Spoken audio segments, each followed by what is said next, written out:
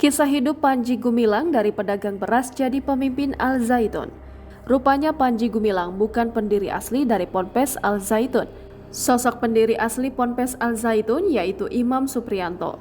Imam Supriyanto menceritakan awalnya ia memiliki keinginan untuk mendirikan pondok pesantren. Ia pun bekerja sama dengan rekannya yang bernama Haji Sarwani untuk mendirikan Ponpes Al Zaitun. Seiring berjalannya waktu, Imam bertemu dengan Panji Gumilang. Imam menuturkan kala itu Panji Gumilang berprofesi sebagai pedagang beras. Setelah mengenal sosok Panji Gumilang, Imam tertarik mengajak kerjasama untuk mendirikan pesantren Al Zaitun. Dan permintaan itu pun disetujui oleh Panji Gumilang hingga keduanya bekerja sama. Setelah beberapa waktu, akhirnya Ponpes Al Zaitun telah jadi. Struktur organisasi pun juga telah jelas. Seiring berjalannya waktu, salah satu pendiri Ponpes Al Zaitun yaitu Haji Sarwani meninggal dunia. Atas hal itu, Imam pun langsung berkonsultasi dengan notaris.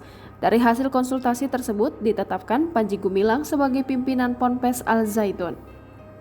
Akan tetapi, karena suatu hal Imam Supriyanto tiba-tiba didepak dari pendiri Al Zaitun, hingga pada akhirnya Ponpes Al Zaitun dipimpin oleh Panji Gumilang seorang diri. Kini Panji Gumilang, pimpinan Ponpes Al Zaitun Indramayu akan dipanggil Majelis Ulama Indonesia di Gedung Sate Bandung pada Jumat 23 Juni 2023.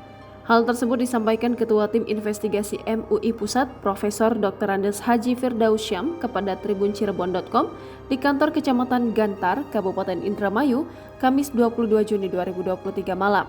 Firdaus Syam menyampaikan ada banyak hal yang akan ditanyakan MUI kepada Panji Gumilang, terutama soal kontroversi yang viral di media sosial.